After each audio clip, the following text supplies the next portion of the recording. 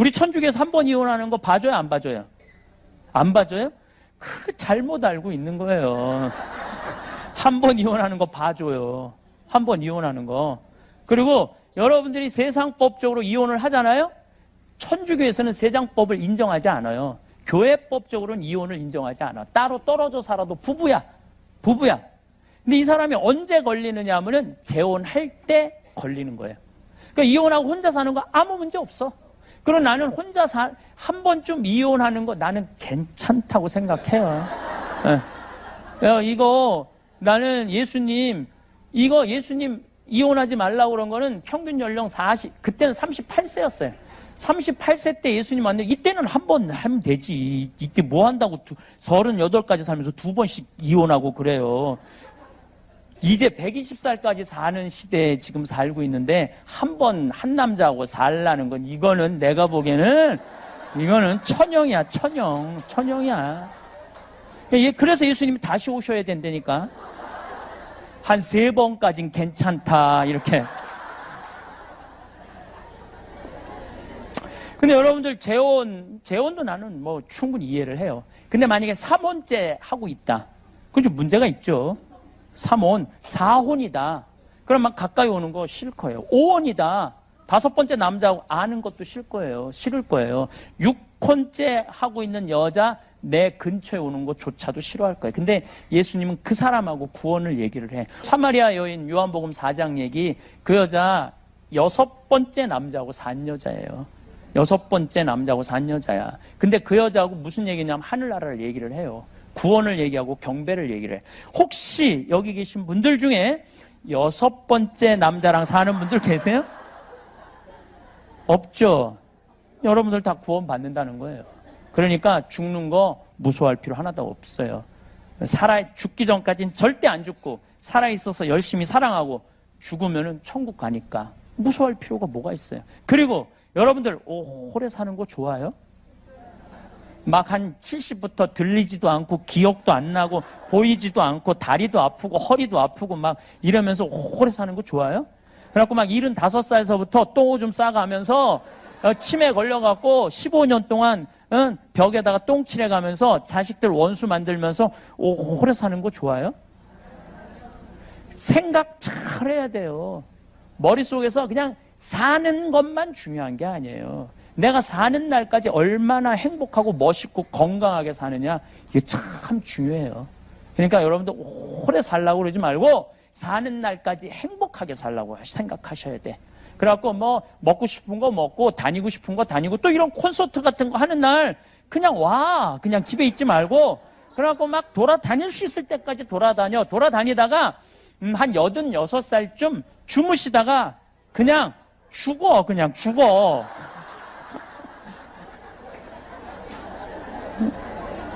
그냥 그때 죽으면 누가 뭐라고 그래요? 네.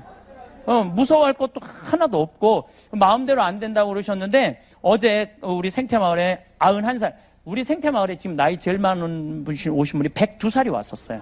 102살이 오셨는데 그분들 열심히 걸어 다니더라고요. 움직이더라고. 그분들은 돌아가실 때 어떻게 돌아가셔요? 움직일 수 있을 때까지 움직이시는 분들은 돌아가실 때 어떻게 돌아가시느냐 하면 지쳐서 죽는다니까. 지쳐서 죽어야 돼. 지쳐서.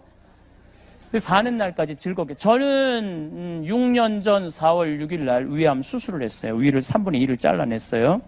근데 나 담당하던 수녀님이 신부님 같은 분 처음 봤다는 거예요. 왜 처음 봤냐 그러니까 아니 무섭지 않냐고. 그래도 위를 3분의 1을 잘라내는데 내가 2월 달에 진단받았는데 4월 6일 날 수술인데 내가 그러더래요. 내 강의가 있어갖고 4월 3일까지 강의하고 들어가겠다. 그리고 수술 끝나고 3일 있다 나가야 되겠다. 강의가 지금 해놓은 강의들이 있어갖고. 그래서 나가더래요. 들어온 길에 쉬라고 그랬는데. 근데 수임이 전화해서 신부님 왜 병원에 안 오느냐고. 왜 가야 되니까 요즘 수술하면 다 호치키스로 찍어요. 알죠? 호치키스로 짰는데 호치키스 제거하러 와야 된다는 거예요. 그래서 내가 수임한테 그랬어요. 내가 지금 거기 호치키스 제거하러 갈 시간이 어딨냐. 내가 집에서 알아서 다 떼었다. 어렵지도 않은데 걱정하지 말아라. 그래서 내가 다 뛰어서 집에서 뛰는 거 쉽더라고. 이렇게 뛰니까 시원하더라고. 내가 빼니까 이렇게 쭉쭉쭉쭉 잘도 빠져요. 참 쉬워 요즘은. 왜 신부님 무섭지 않느냐고. 내가 멀쩡하게 낮에는 강의하고 밤에 내가 침대에 누워서 나도 고민했죠. 죽으면 어떻게 하나. 근데 내가 46살의 인생을 돌아보니까 50개 나라를 다녔더라고요. 그리고 성당을 2개 성당, 경기도 평택, 그 다음에 경기도 광주 능평이라는 곳에 본당 신부를 했는데 2 성당 다 내가 정말로 사랑했고 사랑받았고 내가 원하는 대로 본당 사목했고 평창에 들어가갖고 얼마나 아름다워요. 많은 분들이 1년, 2년 기다렸다가 와서 행복을 느끼고 가고 그러면 됐지. 그리고 내가 가만히 생각해 보니까 내가 다시 살아나서 건강을 회복해갖고 20년을 더 산다고 한들 인류를 구원할 것도 아니더라고 보니까. 나 하나 없어진다고 대단하게 심각한 일이 벌어질 것도 아니야 보니까. 그냥 이대로 가도 되겠다. 딱 하나 마음에 걸리는 거 있었어요. 부모님. 어머니 아버지가 너무 오래 살아. 안 죽어. 그러니까 어머니 아버지 앞쓰는 거 그거 하나 마음에 걸리지 다른 건 마음에 걸릴 거 하나도 없더라고요. 그냥 내가 사는 날까지 즐겁게 살다가 떠나는 날 즐겁게 떠나면 돼요. 우리가 오래 산다고 좋은 건 아니에요. 단 하루를 살더라도 즐겁게 살다가 떠나는 게 중요한 거지. 아니 50살에서부터 80살까지 사는 거 지겨워 죽겠어, 힘들어 죽겠어. 그리고 30년을 살면은 그 삶의 의미가 있을까요? 여러분들은 매일매일 즐겁고 행복하게 사시라는 거예요. 그래서 죽기 전까지는 절대 안 죽어요. 그리고 살아있는 날까지 사랑하면서 사세요. 사랑하면서. 나중에 잘해주지 말고 나중에 행복하려고 그러지 말고 행복하려면 언제 행복해? 지금 행복하세요. 우리 막시모가 이번에 우리 성주순례 같이 갔는데 200명이 같이 갔어요. 200명이 같이 갔는데 영성치유 때 막시모 또 루시아라고 이렇게 노래 잘하는 사람들이 그 예수님 거룩한 변모 성당, 예수님 탄생 성당, 산상 설교 성당, 그리고 우리 신부님들 6명이 가갖고 노래로 미사하고 그 현장에서 예수님의 사건의 현장에서 그 했을 때 그 200명이 너무너무 행복해 하더라고요. 저는 그 200명이 너무너무 예수님의 길을 따라가면서 행복해하는 모습을 보면서 나는 이 정도면 됐다. 교우들이 행복하면 됐다. 나도 물론 신부로서 이번 성주순례 특별한 은혜를 많이 받았죠. 그러니까 나중에 이거 다 소용없어. 가려면 언제가? 지금 가야 돼. 지금. 행복하려면 언제 행복해? 지금 행복해. 맛있는 거 사 먹으려고 해도 나중에 사 먹지 말고 언제 사 먹어? 지금 사 먹으면 돼요. 그래서 잘 죽는 사람은 어떤 사람이 잘 죽느냐? 잘 사는 사람. 그래서 삶 껴안기라고 제가 책을 낸 게 삶 껴안기를 먼저 냈어요. 지금 죽음 껴안기 원고 준비하고 있어요. 죽는 것도 저는 좀 이 책의 이 죽음 껴안기를 이렇게 준비하면서 좀 죽음도 좀 낭만적으로 죽자.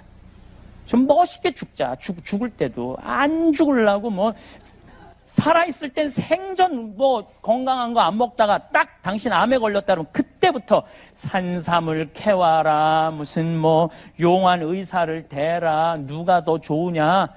그때부터 그러지 말고 산삼을 먹으려면 언제 먹어? 지금 먹어, 지금. 암에 걸려서 먹지 말고 지금 먹으세요. 용한 의사를 좋은 거 사 먹으려면, 내 진단 받으려면 언제가? 지금 가. 그래서 내가 하는 얘기가 청국장을 사 먹으려면 지금 사 먹으라는 거야, 지금.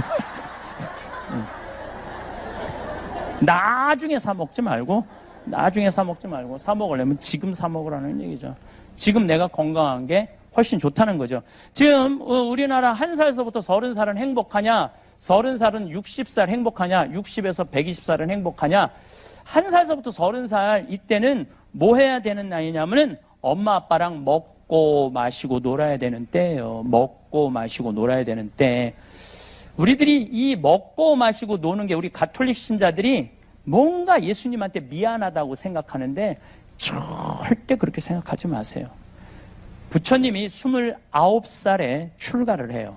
부처님이 29살에 출가를 하는데 6년 동안 고행을 하는데 어느 정도로 고행을 하느냐 하면은 하루에 빵 하나, 쌀 한 톨. 그리고 물은 자기 오줌을 받아 먹었어요. 그래갖고 이 부처님이 뭐라고 그러냐면 자기가 이 등에 구슬 깬 것처럼 이 등뼈, 디스크가 이 구슬 깬 것처럼 있고 앞에서는 뭐가 보였느냐면 이 배가 보이는 게 아니라 뱃속에 이 갈비가 다 들여다 보였다고 그랬어요. 6년 동안. 근데 너무너무 힘들더래요. 이거를 막 하고 그랬대. 아무것도 안 먹고. 너무너무 힘들더래. 그래갖고 이제 도저히 이제 지쳐갖고 쓰러져 있는데 그 옆에 무슨 뭐 소 10,000마리 갖고 있고 소 1마리 갖고 있는 여인이 지나가다가 우유죽을 주더래요. 근데 그 우유죽을 탁 먹는데 너무너무 행복하더래. 그리고 어떻게 하느냐면 해먹이라고 나무하고 나무 사이에 그 있죠? 그물 거기에 누워서 바람이 싹 부는데 그때 깨달음이 오더래요. 그래갖고 이제 6명이 같이 수행을 했는데 나는 더 이상 이제 고행을 하지 않는다. 나는 내가 인생을 살아보니까 먹고 마시고 노는 거 안에 삶의 진리가 들어있더라.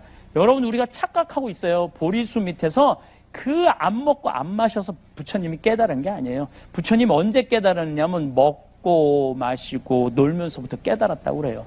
그래서 그러면서 어떤 그런 얘기를 해요. 여인들이 와서 연주를 지나가면서 하는데 그 쥐자 하는 여인이 그러더래. 현을 너무 꽉 조이지 말아라. 끊어진다. 너무 풀르지 말아라. 음이 안 나온다. 적당히 해야지 아름다운 음도. 우리 인생도 똑같아요. 고행한다고 이쪽으로만 그냥 고행만. 여기도 아마 그런 분들 몇 있을 수 있어. 조금 보여 몇 명이. 우리 예수님 십자가에 매달린 거 생각하고 그냥 밥도 안 먹고 맨날 단식 기도하고 막 이러는 사람들이 있어요. 내가 좀 호강하면 이거 예수님한테 미안하다고 그러고 그런 분들은 끊어질 수 있어요. 또 너무 늘어지는 사람은 아무 음도 안 나올 수 있어. 그래서 부처님이 항상 하는 얘기가 적당히 먹고 적당히 마시고 적당히 놀아야지 인생에 풍요가 있다는 거, 깨달음이 있다는 거예요. 그래서 우리 이 1살서부터 30살은 뭐 해야 되는 나이냐면 먹고 마시고 놀아야 되는 때예요. 누구랑? 엄마 아빠랑. 먹는데 정나는 거예요. 그리고 노는데 사랑이 피는 거예요. 근데 좀 먹고 마시고 놀으려고 그랬더니 이놈의 새끼한테 지금 먹고 마시고 놀 시간이 어딨어. 그래갖고 학원 초등학교 1학년 2학년 애들이 무슨 죄를 졌다고 학원 5개 6개 보내고 그리고 막 중고등학교 때 자율학습 보충 수업 방학 때 놀지도 못하고 요즘 애들이. 그래서 며칠 전부터 SBS인가 YTN인가 계속 그 얘기예요. 밥상머리 교육이 중요하다. 같이 먹어야 된다. 근데 우린 같이 안 먹잖아요. 내가 영어학원 다니는데 영어학원 다닐 때 보면 애들이 어떻게 해요? 가방 초등학교 애들이 2개, 뒤에 하나, 가슴에 하나. 그 요즘은 또 패션 있는 애들은 여행용 가방을 끌고 다녀요. 여행용 가방을. 초등학교 1학년 애들이 여행용 가방 끌고 다녀요. 신기하더라고. 그러니 걔네들이 엄마 아빠랑 먹고 마시고 놀 시간이 어딨어. 가장 요즘 가슴 아픈 상담이 뭐냐면 초등학교 4학년 때 자기 자식을 캐나다, 미국, 호주 혈혈단신 유학을 보내는 거예요. 그럼 여러분들 걔네들이 유학 가면은요 제일 먼저 부닥치는 게 뭐냐면은요 인종차별이에요. 얼마나 수치스러운 인종차별을 겪는지 몰라요. 근데 부모들은 그걸 몰라. 실질적인 인종차별을 겪는 걸 몰라. 그리고 언어 장벽이에요. 가면 된다고 그러지만 그 1년, 2년 동안 애들이 겪는 마음고생 얼마나 대단해요. 그리고 중학교 올라가면은 그 사회 속에, 백인 사회 속에 들어가는 게 아니야. 그냥 한국에서 어쩔 수 없이 그 미국으로 쫓겨난 애들끼리 모여서 자기네들끼리 노는 시작하는 거. 노래방 다니고 술 먹고 담배 피고 그 중에 한 놈이 가는 놈이 있으면 이거 해보자. 이게 그때는 군중 심리가 있어서 한 놈이 하면 다 하게 돼 있어요. 다. 그래갖고 대학교 졸업도 못하는 애들이 태반이라고 생각하면 돼요. 대학교 졸업도 못하는 애들이 태반이라. 10명 중에 9명은 실패한다고 보면 돼요. 제가 캐나다 토론토 대학에 세미나 갔을 때도 토론토 대학은 한국 사람, 캐나다 사람 상관없어. 대개 1학년 때 반을 다 잘라내요. 반 다 잘라내요. 4학년까지 졸업하는 경우는 30%, 20%밖에 안 돼. 그 우리나라 애들이 갖고 얼마나 성공할 것 같아요? 얘네들은 어떤 애들이냐면 가지도 오지도 못하는 애들이야. 미국에 들어가지도 못하고 한국에 돌아오지도 못하는 애들이야. 근데 더 슬픈 건 뭐냐면 엄마하고 10년 동안 아빠하고 한 5년 동안 떨어져 살기 때문에 어떤 일이 벌어지느냐 하면은 정신병, 외로움병에 걸려 있는 거예요. 먹고 마시고 놀지 않은 애. 제가 얼마 전에 어떤 아이, 얘는 미국에 그냥 있는 거야. 엄마가 가고 매일 취직도 안 되고 집에서 엄마랑 같이 있는 거야. 얼마나 매일 보면 승질 나요, 안 나요? 취직도 안 한 애가. 그냥 엄마가 잔소리하니까 엄마를 때리는 거야. 24, 5살짜리가 엄마 때리면 엄마 허리도 아프대는데. 걔는 뭐 세례 받은 애도 아니야. 그 누나가 나한테 와서 상담을 한 거예요. 어떻게 하면 좋으냐고. 정신 나간 집들이죠. 그리고 얼마 전에는 어떤 우리나라에서 명문대학 집어넣는다고 그 과외 선생한테 계속 협박당하고 19억을 뺏긴 사람이 있어요. 기억나시죠? 네. 그 19억 갖고 엄마가 아들이랑 애가 한양대학 다녔더니 한양대학이면 어디야? 우리 조카 애들은 저 지방대학 다 다니고 있는데 한양대학이면 어디야? 19억을 가지고 그저 엄마 아들하고 먹고 마시고 놀았다면 걔는 이 세상에서 제일 행복한 애 됐을 거예요. 근데 우리 지금 애들은요, 부모하고 먹고 마시고 놀지 않아. 그냥 대부분이 정신병에 들은 거예요. 지금 걔네들이 앞으로 벌일 세상은 상상을 초월할 세상이에요. 지금 벌어지는 일은 일도 아니라고 생각하시면 돼요. 지금 부모님하고 먹고 마시고 놀지 못한 애들이 앞으로는 사회에 상상도 못할 일들이 벌어져요. 제가 본당 신부할 때 70 먹은 할머니가 있었어요. 중풍에 걸렸는데 평택에 있을 때 봉송체를 갔는데 할머니가 항상 하는 소리가 신부님 한 달에 한 번 나 찾아오는 건 신부님밖에 없다는 거예요. 너무너무 고맙다는 거예요. 아들이 하나 있는데 10년째 한 번도 안 찾아왔다는 거예요. 네 할머니가 돌아가셨어요. 그래갖고 내가 초상집에 갔는데 그 영정사진 앞에서 통곡을 하고 동네가 떠나가라 우는 자식이 하나 있더라고. 10년 동안 안 찾아온 자식이에요. 근데 이렇게 말하면서 울더라고요. 왜 어머니 벌써 죽느냐고. 조금만 더 살았으면 내가 효도했을 텐데 돈 벌어다가. 근데 저는 그 자식을 보고 이런 생각이 들었어요. 너는 엄마가 80까지 살아도 똑같이 말할 자식이야. 80이 돼도 왜 벌써 죽느냐고. 조금만 더 살았으면 내가 효도했을 텐데 라고 말할 자식이라는 생각이 들더라고요. 혹시 여러분들 자식들 중에 내 자식이 요즘 돈 버느냐고 바빠갖고 어버이날도 안 찾아오고 뭐 생일날도 안 찾아오고 어머니 내가 나중에 돌면 꼭 효도할게요 라고 말하는 자식이 있다면 그 자식이 나중에 돈 벌어서 효도할 거라고 기대하고 있다면은 어린 밤 푸너치도 없는 기대를 하고 있는 거예요. 지금 효도하지 않는 자식은 나중에도 효도하지 않아요. 저는 우리 집에 천사 같은 누나가 있어요. 올해 환갑이에요. 천사 같은 누나죠. 제가 평생 한 번도 싸운 적이 없어요. 우리 첫째 형, 둘째 형도 다 마찬가지. 누나가 제일인데 누나가 올해 환갑이에요. 환갑. 근데 내가 신학교 들어갔을 때 어머니 아버지는 성당에 안 다니셨어요. 그리고 내가 방학 때 여름 방학 때 이렇게 가방을 메고 이제 기숙사 이제 끝나고 여름 방학에 집에 오면은 어머니가 딱 문 열고 들어가면은 너 같은 자식 둔 적 없다고 나가라고 어딜 집에 들어오느냐고 집에서 쫓아내셨어요. 그러면 내가 뭐 나이가 어려? 그걸 못 나가? 들고 나가는 거예요. 나가서 어디로 가느냐? 누나네 집으로 가는 거예요. 누나는 그때 3살, 5살짜리 조카가 있었거든요. 근데 나를 정말로 100년 손님 맞이하듯이 맞이해줬어요. 그리고 용돈도 참 많이 줬어요. 난 집에서 쫓겨나고도 저녁에 친구들, 신학생들하고 술 먹고도 버스를 타고 다닌 적이 없어요. 택시 타고 집에 들어갔지. 누나네 집에. 그렇게 천사 같은 누나 그리고 세월이 지나서 30년의 세월이 훌쩍 지난 거예요. 누나는 이제 환갑이 됐고 난 이제 50이 이제 된 거죠. 근데 이 천사 같은 누나한테 말만 천사 같은 누나라고 그랬지 잘해준 적이 없어 내가. 보니까. 그래서 이번 3월 달에 우리 천사 같은 누나한테 통장에 1,000만 원을 내가 넣어줬어요. 1,000만 원을. 많은 분들이 이렇게 박수를 치는데 그런데 가만히 생각해 보니까 우리 천사 같은 누나는 내 영명 축일 때 예물로 50만 원, 100만 원씩 25년을 갖고 왔어요.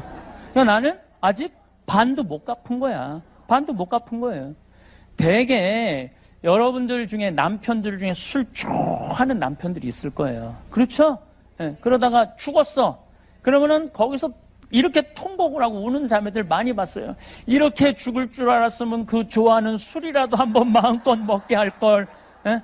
이렇게 통곡하는 아줌마들 있어요. 여러분들 그러시지 마세요. 죽고 나서 후회하지 마세요. 그러니까 홍어 삭힌 거 전화하면 택배로 다 보내줘요. 돼지고기 목 삼겹살 사갖고 묵은지 이렇게 해갖고 여보 오늘 저녁에 집에 들어와. 바깥에서 먹지 말고. 그래갖고 소주 한 5병 사갖고 들이다 먹이세요. 이브닝 드레스 입고 허벅지 파진 거 여러분들 한번 여기다 꽃도 하나 딱 꽂고 그래갖고 그냥 들이다 먹여. 그리고 그 남편이 죽잖아요. 죽으면은 이렇게 말할 수 있어요. 그래도 내가 막판에 그 좋아하는 술 한번 5병 한번 먹였지. 덜 억울하다는 거예요. 사랑도 나중에 하지 말고 하려면 언제 해요? 지금 하세요. 지금. 세상에서 가장 허망한 약속이 나중에예요. 나중에. 그래서 여기 있는 분들 주위에 나한테 정말 잘한 사람들이 있을 거야. 내 인생에 소중한 분들이 있을 거야. 그런 분들이 있다면은 여러분들 어떻게 해야 되냐면 정말 고맙다면 이스라엘 성지순례 티켓을 하나 끊어주든지 아니면은 이미자 콘서트를 하나 끊어주든지 표현하라는 거예요. 우리가 돈을 참 멋없게 쓰는 사람들이 많아. 이번에 수원의 한 본당에서 한 사람이 300억을 해먹었어요.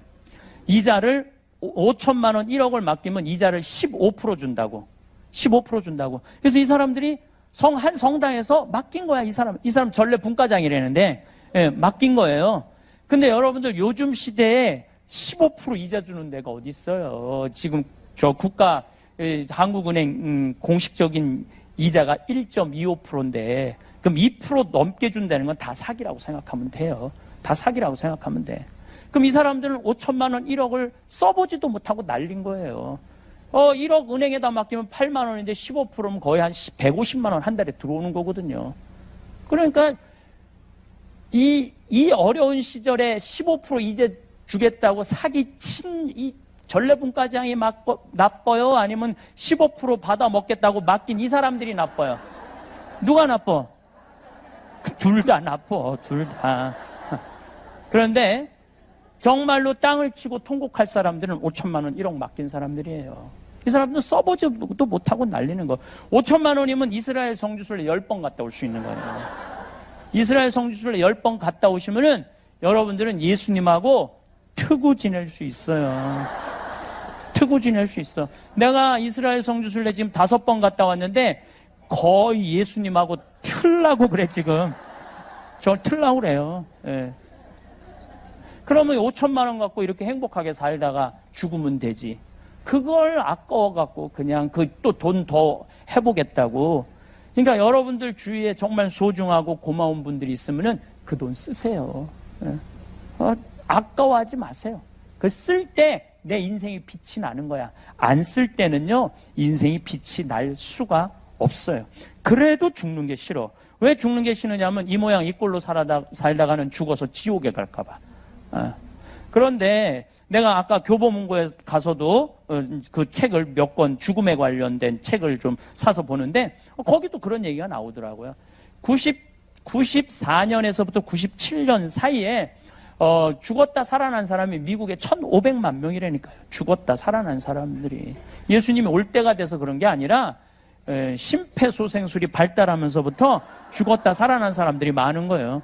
심폐소생술이 발달하면서부터 죽었다 살아난 사람들이 많은 거예요. 작년에 우리나라도 죽었다 살아난 사람이 몇 명이냐면 680명이에요. 680명. 심장마비로 물에 빠져서 죽었다 살아난 사람들이 680명이에요. 근데 이 죽었다 살아난 사람들이 얘기하는 거예요. 내가 죽었더니 하늘나라를 가더라. 그래서 요즘 애프터 라이프, 죽음 이후의 세계, 엄청나게 책들이 많이 나와요. 미국에는 어마어마하게 나와요. 드라마도 많고 영화도 어마어마하게 나와. 왜냐면 워낙 죽었다 살아난 사람들이 많으니까. 그래갖고 심장 전문의들이 2,000명을 찾아갖고 물어봤어요. 죽었다 살아났더니 어떻느냐? 내가 죽었다가 하늘나라를 갔는데 그 빛을 보는 순간, 하느님으로부터 오는 빛을 보는 순간 존재의 충만함을 느낀다는 거예요. 여러분들 존재의 충만함이라는 게 뭘까요? 행복의 끝이 존재의 충만함이에요. 여러분들이 만약에 자식이 서울대학에 합격을 했어. 그럼 여러분들 존재에 충만할 것 같아? 안 충만할 것 같아?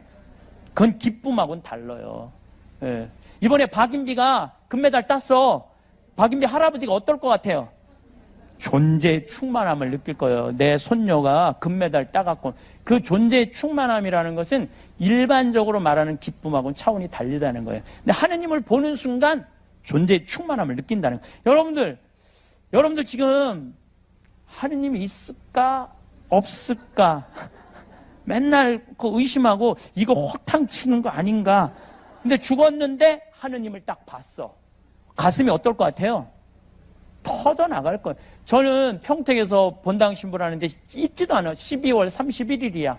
꿈이야. 꿈인데 예수님이 우리 성당 하늘 아래 너무너무 아름다운 모습으로 요만한 얼굴이 아니라 온 하늘에 꽉 차 있는 예수님을 보는데 심장이 터질 것 같더라고요. 그 너무너무 환한 모습으로 나를 행복한 모습으로 바라보시는데 심장이 터질 것 같더라고요. 근데 여러분들 죽어갖고 하느님을 그래서 이 죽은 사람들이 대부분이 그 하느님을 느끼는 순간 여기가 천국이구나. 너무 존재의 충만함을 느끼고 있다는 거예요. 이 사람이 이제 죽어갖고 하늘나라 가고 환상적인 곳에 가 있는데 살아있는 사람들이 이 사람 심장마비 걸렸다고 그냥 갈비뼈가 부러지도록 심폐소생술을 해대는 거야. 갈비뼈가 부러지도록. 그래갖고 살려내잖아요. 살려내면은 본인이 오고 싶지 않아도 와야 된대. 그러니까 여러분들 죽으면 그냥 놔두세요. 그거 살려낸다고 막 그러지 말고 돌아와서 얘기하기 시작하는 거예요. 그래서 요즘 부쩍 죽음 이후의 세계에 대한 이야기를 어마어마하게 얘기하기 시작하는 거예요. 그런데 요즘 여러분들 무슨 세상에 이런 일이 그다음에 무슨 얘기 무슨 뭐 많잖아요. 거기에 그런 얘기가 많이 나온 이유가 그거야. 그 의사들이 가서 물어본 거예요. 심장병 환자를 살려내기가 제일 쉽대요. 2,000명한테 가서 물어보니까 90%는 천당에 간대. 10%만 깜깜한 지옥을 경험하고 온대요. 그러면 이 더운 여름에 이 서울까지 버스 타고 그냥 교통 막히는데 그래도 나 강의 듣겠다고 여기 오신 여러분들은 지옥에 가고 싶어도 못 가요. 여러분들 다 천당 가. 예. 그러니까 웬만하면 다 가. 웬만하면 가만히 보면 제가 신부는 본당 신부가 최고예요. 예. 왜 본당 신부가 최고냐면은 뭐든지 본당 신부는 좀 편안하게 이 사람을 모으는 것도 편안하고 뭐 진행하는 것도 편안해요. 근데 나같이 이렇게 특수한 직에 있는 신부들은 제일 힘든 게 뭐냐면 사람 동원이에요. 사람 동원이 제일 힘든데 우리 되살림 회원이 10,000명 정도 되는데 아마 내 기억으로는 여러분들이 아마 2,000번 안에 있는 분들이에요. 왜냐하면 한 번에 10,000명을 하면은 그걸 다 감당을 못하니까 이렇게 번호대로 이렇게 나눠갖고 이렇게 했는데 2,000번인가 2,500번에 다 찼다고 그러더라고요. 그래서 나머지 지금 7,000명은 아예 전화도 못 받은 분들이 나머지 7,000명들은 전화도 못 받은 분들이죠. 그래서 나는 사실은 본당 교우가 한 10,000명 정도 있는 본당 신부 같은 그런 기분이 들고 이렇게 더운 여름에 여기까지 이렇게 와주신 여러분들한테 너무너무 감사하게 생각을 합니다. 또 이렇게 시간 내서 여러분들 미리 좀 노래해준 우리 막시모한테도 감사하게 생각을 합니다.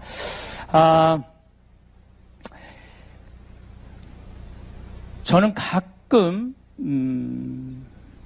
우리 생태마을에 암 환자들이 와서 이렇게 말할 때가 제일 억장이 무너져요. 신부님, 저 정말로 열심히 살았어요. 먹고 싶은 거, 쓰고 싶은 거, 다니고 싶은 거 안 다니고 자식들 열심히 교육시키고 그리고 돈도 열심히 모았어요. 근데 이제 암에 걸려서 3개월밖에 못 산대요. 신부님, 저 이대로 억울해서 못 죽어요. 이 말을 들을 때 참 가슴이 아파요. 한 번밖에 없는 인생인데 마지막에 해본 것도 아무것도 없이 억울해서 못 죽는다고. 저는 참 바보처럼 살았다고. 바보처럼 살았다고. 이렇게 하면서 눈물을 흘리면서 신부님, 이제 저한테 다시 한 번의 생이 주어진다면은 이제는 남을 위해서 살지 않고 나를 위해서 살고 싶다고. 그래서 억울해서 못 죽는다는 소리는 안 할 거라고. 난 참 바보처럼 살았다는 소리는 하고 싶지 않다고 이렇게 이야기하는 분들이 참 많아요. 그래서 어떤 분들이 잘 죽음을 맞이하느냐 보니까 잘 사는 사람이 잘 죽어요. 되게 잘 사는 사람들이 잘 죽지 못 사는 사람들은 죽을 때도 참 못 죽더라고요. 우리는 이 죽음에 대해서 준비가 제대로 안 돼 있는 경우가 참 많죠. 죽음에 대해서. 한국 사람들은 참 죽는 거 싫어해요. 참 싫어해요.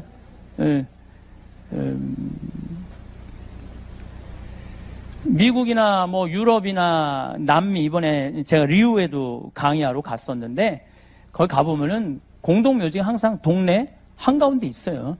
제가 필라델피아라는 곳에 강의를 갔는데 동네 한가운데 공동묘지가 있어요. 하루에 몇 번을 보느냐 하면은 한 10번을 공동묘지를 봐요. 나만 보는 게 아니라 필라델피아 사람들은 다 공동묘지를 봐요. 왜냐하면 동네 그 도시 한가운데 크게 자리 잡으니까 이쪽에서 저쪽으로 가도 공동묘지, 저쪽이 다 하루에 10몇 번을 봐요. 근데 한국 사람들은 일단 죽으면은 다시는 보고 싶지 않은 거야. 아주 깊숙한 산 속에 갖다 묻어버려요. 그냥 그걸로 끝내는 거야. 만약에 우리 동네 공동묘지가 들어온다, 이건 뭐 난리도 6.25는 난리도 아니라니까. 요새 사드 뭐 결사반대 하듯이 동네 한가운데 공동묘지 들어오는 일도 없지만은 만약에 어떤 정신 나간 자치단체장이 우리 동네 이 서울시 한가운데 종로에 공동묘지 넣는다, 정말로 정말 그 시장은 자폭해야 돼요.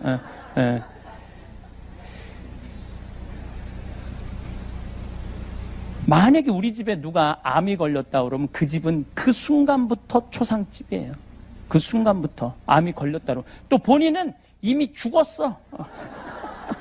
이미 죽은 목숨이야, 이미. 근데 제가 여러 차례 말씀드리지만은 여러분들 죽는 거 무서워할 필요가 하나도 없어요. 왜냐하면 우리 인간은 죽기 전까지는 절대 안 죽어요. 죽기 전까지는 절대 안 죽어요.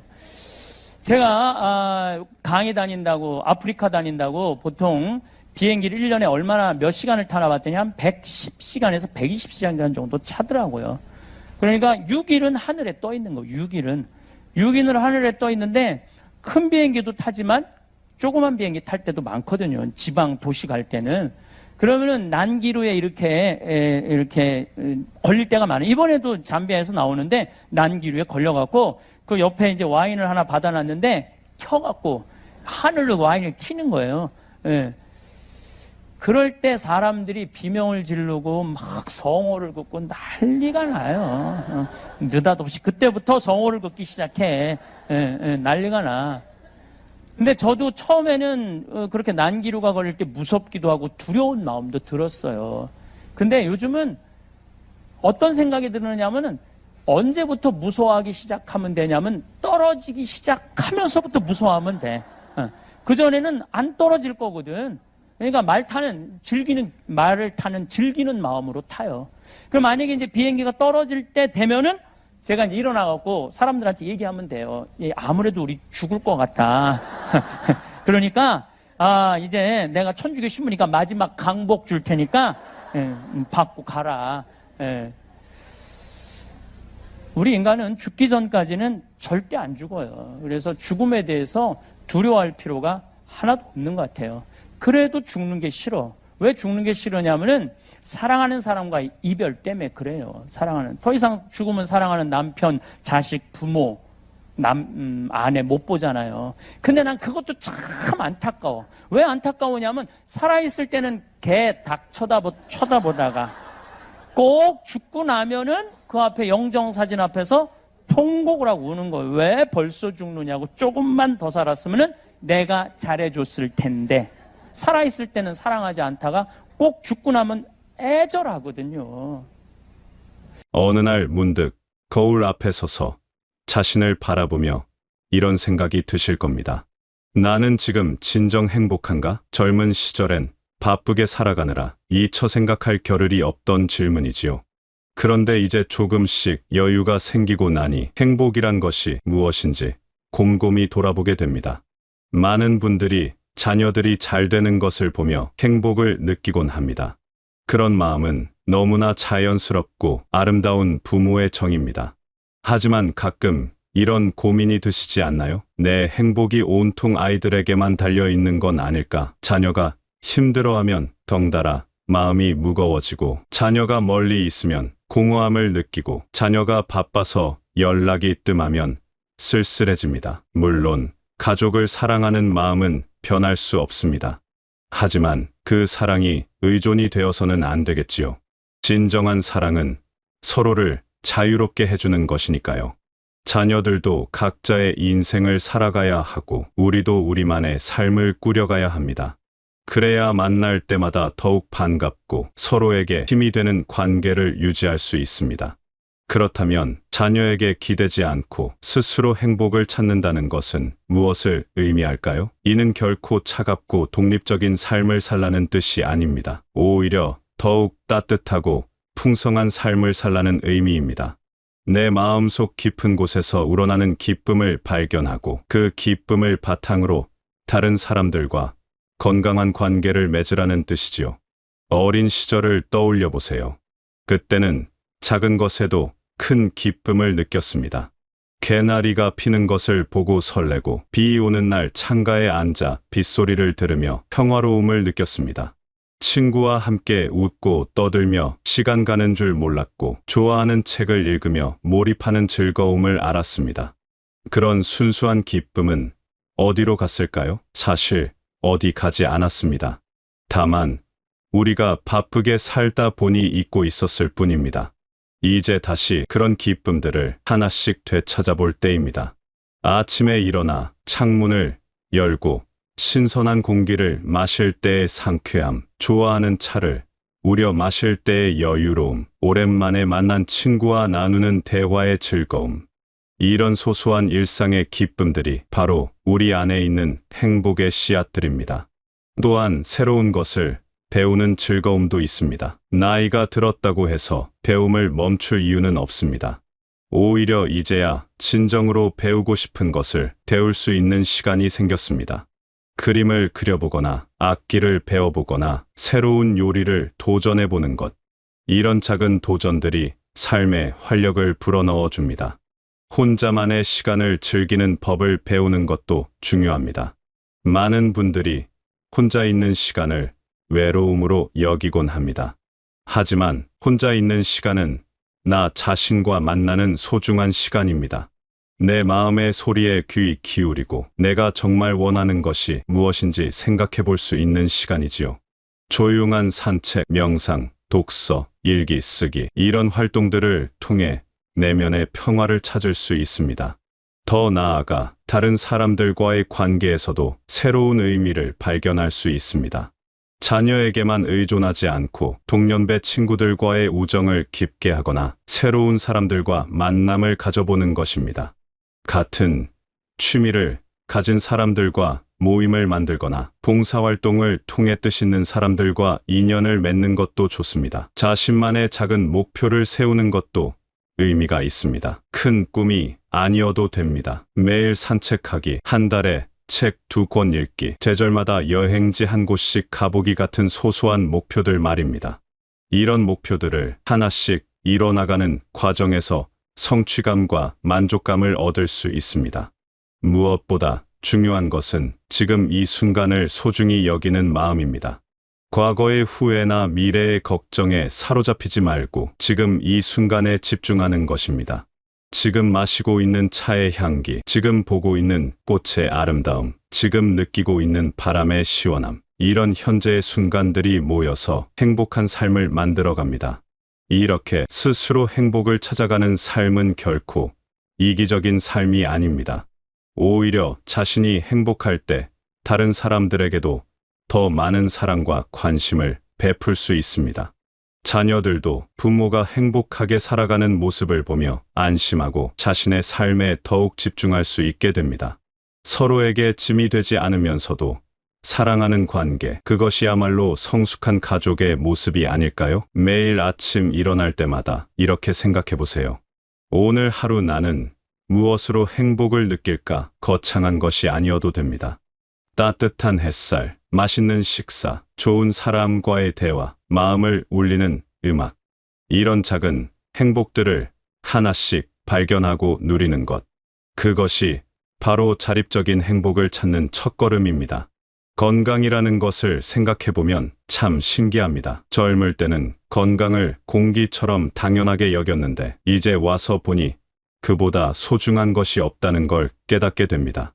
하지만 건강하게 산다는 것이 단순히 병에 걸리지 않는 것만을 의미하는 것은 아닙니다. 진정한 건강은 몸과 마음이 모두 편안하고 활기찬 상태를 말하는 것이지요. 아침에 눈을 떴을 때 몸이 가벼우면서도 하루를 시작할 의욕이 샘솟는 느낌, 그것이 바로 건강한 삶의 시작입니다. 이런 하루를 맞이하기 위해서는 전날 밤 일찍 잠자리에 들고 충분한 잠을 자는 것이 중요합니다. 수면은 단순히 피로를 푸는 시간이 아니라 우리 몸과 마음이 스스로를 치유하고 재생하는 소중한 시간입니다. 규칙적인 생활 리듬을 만드는 것도 건강한 삶의 기초입니다. 매일 같은 시간에 일어나고 같은 시간에 식사하고 같은 시간에 잠자리에 드는 것. 이런 규칙적인 패턴이 우리 몸의 생체 리듬을 안정시켜 줍니다. 처음에는 조금 답답하게 느껴질 수도 있지만 시간이 지나면서 이런 규칙성이 오히려 마음의 평안을 가져다 주는 것을 느끼게 됩니다. 식사를 할 때도 마음을 담아 천천히 먹는 습관을 기르면 좋습니다. 바쁘게 살던 시절에는 끼니를 때우듯 급하게 먹곤 했지만 이제는 음식 하나하나의 맛을 음미하며 감사한 마음으로 식사할 수 있는 여유가 생겼습니다. 좋아하는 반찬을 한 입 베어 물며 참 맛있다고 중얼거리는 순간, 그것만으로도 작은 행복을 느낄 수 있습니다.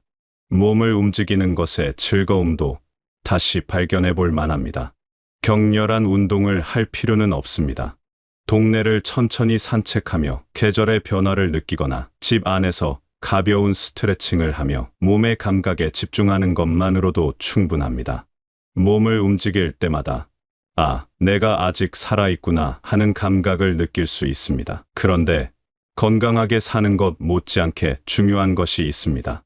바로 즐겁게 사는 것입니다. 건강을 위해서라는 이유로 모든 즐거움을 포기하고 금욕적으로 살 필요는 없습니다. 오히려 적당히 즐기면서 사는 것이 진정한 건강의 비결이기도 합니다. 좋아하는 음식을 완전히 끊을 필요는 없습니다. 다만 양을 조절하고 더욱 맛있게 먹을 수 있는 방법을 찾아보는 것이지요. 예를 들어 달콤한 과자를 좋아한다면 매일 많이 먹는 대신 일주일에 한두 번 정도 특별한 시간을 정해서 차와 함께 천천히 음미하며 드시는 것입니다. 그러면 그 순간이 더욱 특별하고 소중하게 느껴집니다. 취미 생활을 통해서도 즐거움을 찾을 수 있습니다. 젊은 시절에 하고 싶었지만 시간이 없어서 못했던 일들을 이제 시작해 볼 수 있습니다. 그림 그리기, 노래 부르기, 춤추기, 요리하기, 정원 가꾸기, 이런 활동들은 단순히 시간을 보내는 것이 아니라 삶의 생기를 불어넣어 주는 소중한 일들입니다. 무엇보다 웃음을 잃지 않는 것이 중요합니다. 하루에 한 번씩은 크게 웃을 일을 만들어 보세요. 재미있는 책을 읽거나 유쾌한 사람들과 시간을 보내거나 어린 시절에 즐거웠던 추억을 떠올려 보는 것입니다. 웃음은 세상에서 가장 좋은 약이라고 하지 않습니까? 웃을 때마다 우리 몸과 마음이 한층 더 건강해집니다. 그리고 때로는 완전히 새로운 것에 도전해보는 것도 좋습니다. 나이가 들었다고 해서 새로운 경험을 피할 이유는 없습니다. 가보지 않았던 곳으로 여행을 떠나거나 배워보지 않았던 것을 시작해보거나 만나보지 않았던 사람들과 인연을 맺어보는 것입니다. 이런 새로운 경험들이 삶에 활력을 불어넣어 줍니다. 하지만 가장 중요한 것은 자신만의 속도로 살아가는 것입니다. 다른 사람과 비교하거나 남의 기준에 맞추려고 애쓸 필요가 없습니다. 내가 편안하고 즐거운 방식으로 내 몸과 마음이 원하는 리듬에 맞춰 살아가면 됩니다. 어떤 날은 활기차게 많은 일을 하고 어떤 날은 조용히 휴식을 취하는 것. 그런 자연스러운 리듬이야말로 건강하고 즐거운 삶의 비결입니다.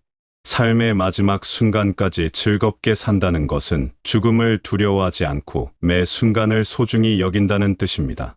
오늘이 마지막 날이라면 무엇을 하고 싶은지 생각해 보세요. 그런 일들을 하나씩 실천해 나가는 것이 바로 삶을 즐겁게 사는 방법입니다.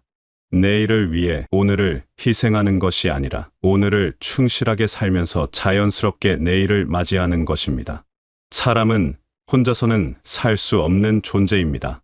이 세상에 태어날 때부터 누군가의 도움을 받으며 자라났고 지금까지 살아오면서도 수많은 사람들의 도움을 받았습니다. 그런데 나이가 들수록 점점 받기만 하는 존재가 되는 것 같아 마음이 무거워질 때가 있습니다. 나도 누군가에게 도움이 되고 싶다는 마음이 간절해지는 것이지요. 바로 이런 마음에서 나눔이 시작됩니다. 나눔이라고 하면 거창한 것을 생각하기 쉽지만 사실 가장 작은 나눔부터 시작하면 됩니다. 엘리베이터에서 만난 이웃에게 따뜻한 미소를 보내는 것, 길에서 우연히 마주친 아이에게 다정한 인사를 건네는 것, 마트에서 무거운 짐을 든 사람을 도와주는 것. 이런 작은 행동들이 모두 나눔입니다. 어떤 분들은 내가 가진 게 별로 없는데 무엇을 나눌 수 있을까라고 걱정하십니다. 하지만 나눔은 물질만으로 하는 것이 아닙니다. 오히려 더 소중한 것들을 나눌 수 있습니다. 오랜 인생을 살아오면서 쌓은 지혜와 경험, 따뜻한 마음과 다정한 말 한마디, 진심 어린 관심과 격려. 이런 것들이야말로 돈으로도 살 수 없는 귀한 선물들입니다. 젊은 사람들이 고민에 빠져 있을 때 살아온 경험을 바탕으로 따뜻한 조언을 해주는 것. 아이들이 심심해할 때 옛날 이야기를 들려주며 함께 시간을 보내는 것. 혼자 사는 이웃이 외로워할 때 안부를 묻고 대화 상대가 되어주는 것. 이런 일들이 모두 소중한 나눔이 됩니다. 나눔을 실천하다 보면 신기한 일이 일어납니다. 베풀수록 마음이 더 풍요로워지는 것입니다. 처음에는 내가 무언가를 주었다는 생각이 들지만 시간이 지나고 보면 오히려 내가 더 많은 것을 받았다는 것을 깨닫게 됩니다. 누군가의 고마운 미소, 진심, 어린 감사 인사, 그리고 무엇보다 내가 누군가에게 도움이 되었다는 뿌듯함. 이런 것들이 마음을 가득 채워줍니다. 동네 복지관에서 봉사활동을 하시는 한 분의 이야기를 들은 적이 있습니다. 처음에는 시간이 남아서 시작했다고 하셨는데 이제는 그 시간이 일주일 중 가장 기다려지는 시간이 되었다고 합니다. 어르신들과 함께 식사를 준비하고 이야기를 나누고 함께 웃으며 보내는 그 시간들이 자신의 삶에 얼마나 큰 의미를 주는지 모르겠다고 하셨습니다. 나눔은 거창한 계획이 없어도 시작할 수 있습니다. 오늘 집에서 나갈 때 계단에서 만난 이웃에게 먼저 인사를 건네보세요. 마트에서 물건을 고르다가 어려워하는 사람이 있으면 도움을 제안해보세요. 길에서 길을 잃고 헤매는 사람이 있으면 친절하게 안내해주세요.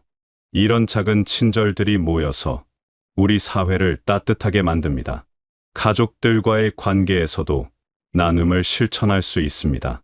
자녀들이 바쁘게 살아가는 모습을 보며 걱정만 하지 말, 때로는 맛있는 반찬을 만들어 보내거나 따뜻한 위로의 말을 전해주는 것입니다. 손주들이 놀러 왔을 때는 온 마음을 다해 함께 시간을 보내며 소중한 추억을 만들어주는 것입니다. 그리고 감사하는 마음을 잊지 말아야 합니다. 나눔과 감사는 동전의 양면과 같습니다. 감사할 줄 아는 사람이 진정한 나눔을 실천할 수 있고 나눔을 실천하는 사람이 더 많은 것에 감사할 줄 알게 됩니다. 아침에 눈을 떴을 때 오늘도 하루를 시작할 수 있음에 감사합니다라고 속으로 중얼거려 보세요. 밥을 먹을 때는 이 음식을 만들어준 사람들, 길을 내어준 땅, 키워낸 농부들에게 감사합니다 라고 생각해 보세요. 길을 걸을 때는 이 길을 만들어준 사람들, 안전하게 지켜주는 사람들에게 감사합니다 라고 마음속으로 인사해 보세요. 이렇게 감사하는 마음으로 하루하루를 살다 보면 세상이 얼마나 많은 사람들의 도움으로 이루어져 있는지 깨닫게 됩니다. 그리고 자연스럽게 나도 이 아름다운 연결고리의 한 부분이 되고 싶다는 마음이 생깁니다. 때로는 받는 것에도 감사해야 합니다. 누군가가 도움을 제안할 때 괜찮다고 사양만 하지 말고 때로는 고마운 마음으로 받아들이는 것입니다. 그 사람에게는 도움을 줄 수 있는 기쁨을 선사하는 것이니까요. 받을 줄도 알고 줄 줄도 아는 것, 그것이 진정한 나눔의 정신입니다. 나눔을 실천하면서 가장 큰 기적은 마음의 변화입니다. 자신만 생각하고 살 때는 작은 일에도 쉽게 화가 나고 불만이 많았는데 다른 사람을 생각하며 살기 시작하면 마음이 넓어집니다. 세상을 보는 시각도 달라집니다. 부족한 것보다는 가진 것에 더 눈이 가고 문제보다는 해결 방법에 더 집중하게 됩니다. 그리고 나눔은 전염됩니다. 한 사람의 작은 친절이 다른 사람에게 전해지고 그 사람이 또 다른 사람에게 친절을 베풀게 됩니다.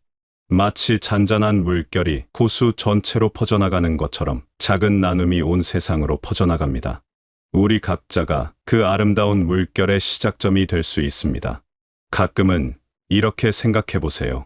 내가 오늘 한 작은 친절이 누군가의 하루를 밝게 만들었을까? 그 대답이 그렇다라면 오늘 하루가 의미 있는 하루가 된 것입니다. 나눔과 감사로 하루하루를 채워나가는 삶, 그것이야말로 진정한 기적을 만드는 삶이 아닐까요? 살아온 세월만큼 나는 사람들과 인연을 맺고 헤어지기를 반복해왔습니다. 어떤 만남은 깊고 오래 지속되었고 어떤 인연은 짧지만 강렬한 인상을 남겼습니다. 그리고 어떤 관계는 때로 상처를 주기도 했지요. 이제 되돌아보니 모든 만남이 나름의 의미가 있었다는 것을 깨닫게 됩니다. 인간 관계에서 가장 중요한 것은 서로를 있는 모습 그대로 받아들이는 것입니다. 젊은 시절에는 다른 사람을 내 마음에 들도록 바꾸려고 애썼습니다. 남편이나 아내를, 자녀들을, 친구들을 내가 생각하는 이상적인 모습으로 만들려고 노력했지요. 하지만 시간이 흐르고 나니 깨달았습니다. 사람은 변하지 않는다는 것을, 그리고 변할 필요도 없다는 것을 말입니다. 각자가 가진 고유한 성격과 습관, 생각과 감정들이 모두 그 사람만의 소중한 개성입니다. 완벽한 사람은 없고 모든 사람에게는 장점과 단점이 함께 있습니다. 중요한 것은 그 사람의 장점을 보고 인정해 주는 것, 그리고 단점이 있더라도 따뜻한 마음으로 이해하려고 노력하는 것입니다. 부부 관계를 생각해보면 더욱 그렇습니다. 젊은 시절에는 서로의 다른 점들이 불만의 원인이 되곤 했습니다. 상대방이 왜 나와 다르게 생각하고 행동하는지 이해할 수 없어서 답답해했지요. 하지만 이제는 그 다름이 오히려 소중하다는 것을 알게 되었습니다. 서로 다르기 때문에 보완할 수 있고 서로에게서 배울 수 있으며 더 풍성한 삶을 살 수 있는 것입니다. 오랜 세월을 함께 산 부부라면 이제는 말하지 않아도 서로의 마음을 아는 단계에 이르렀을 것입니다. 아침에 일어나는 모습만 봐도 오늘 컨디션이 어떤지 알 수 있고 작은 표정 변화만으로도 무슨 생각을 하는지 짐작할 수 있지요. 이런 깊은 이해와 배려야말로 진정한 사랑의 모습입니다. 자녀들과의 관계에서도 성숙함이 필요합니다. 자녀들이 어렸을 때는 부모가 모든 것을 결정하고 이끌어 주었지만 이제는 그들도 각자의 인생을 살아가는 독립된 개체입니다.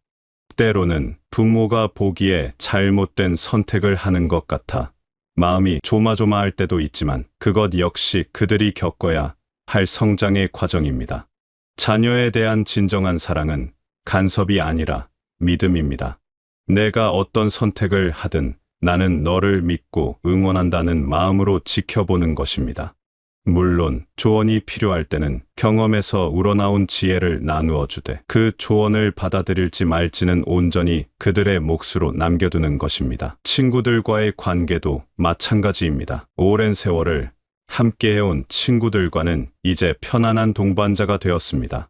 서로의 약점을 알면서도 그것을 문제 삼지 않고 서로의 장점을 인정하고 격려해주는 관계. 함께 있으면 마음이 편안해지고 어떤 이야기를 해도 판단하지 않고 들어주는 그런 친구들이야말로 인생의 보물입니다. 새로운 사람들과의 만남에서도 열린 마음을 가져보세요. 나이나 배경이 다르더라도 서로에게서 배울 점이 있습니다. 젊은 사람들에게서는 새로운 시각과 활력을 배울 수 있고 비슷한 또래에게서는 공감과 위로를 얻을 수 있습니다. 모든 만남을 소중히 여기고 각자가 가진 고유한 이야기에 귀 기울이는 자세가 중요합니다. 때로는 과거의 상처를 정리해야 할 때도 있습니다. 오래전에 받은 상처나 누군가에 대한 원망이 마음 한구석에 남아있다면 이제는 그것을 내려놓을 때입니다. 용서한다는 것은 상대방을 위한 것이 아니라 나 자신을 위한 것입니다. 원망과 분노를 계속 품고 있는 것은 독을 마시고 상대방이 죽기를 바라는 것과 같습니다. 용서는 하루아침에 이루어지지 않습니다. 시간이 걸리는 과정입니다. 하지만 조금씩이라도 그 무거운 짐을 내려놓으려고 노력하면 마음이 한결 가벼워지는 것을 느낄 수 있습니다. 그 사람도 나름의 사정이 있었을 것이다. 그때는 서로 미숙했다. 이제는 다 지나간 일이다 라고 생각하며 조금씩 마음의 매듭을 풀어나가는 것입니다. 그리고 무엇보다 자신과의 관계를 돌보는 것이 중요합니다. 지금까지 살아오면서 수많은 선택을 했고 때로는 후회되는 일들도 있었을 것입니다. 하지만 그 모든 경험들이 지금의 나를 만들었습니다. 완벽하지 않더라도 실수가 있었더라도 최선을 다해 살아온 자신을 인정하고 격려해 주세요. 그동안 정말 수고 많았다고 자신에게 말해주세요. 앞으로도 잘 해낼 수 있을 것이다 라고 자신을 믿어주세요. 자신을 사랑하지 못하는 사람은 다른 사람도 진정으로 사랑할 수 없습니다. 자신에게 따뜻한 사람이 되어야 다른 사람에게도 따뜻함을 나누어 줄 수 있습니다. 성숙한 관계는 서로를 소유하려 하지 않습니다. 각자의 자유와 독립성을 인정하면서도 따뜻한 애정으로 연결되어 있는 관계입니다. 함께 있을 때는 서로의 존재에 감사하고 떨어져 있을 때는 서로의 안녕을 기원하는 마음입니다. 이런 성숙한 관계들로 둘러싸인 삶을 살다 보면 자연스럽게 우리 사회도 더욱 아름다워집니다. 서로를 존중하고 배려하는 마음이 가정에서 시작되어 동네로, 지역 사회로, 더 나아가 온 사회로 퍼져나가는 것입니다. 우리 각자가 그런 변화의 씨앗이 될 수 있습니다. 지금까지 살아오신 모든 분들께 진심으로 감사와 존경의 마음을 전합니다. 힘든 시절을 견뎌내며 가정을 지키고 사회를 일구어내고 다음 세대를 위한 터전을 마련해 주신 그 모든 노고에 깊이 감사드립니다. 여러분이 지금까지 쌓아온 지혜와 경험은 이 세상의 소중한 보물입니다.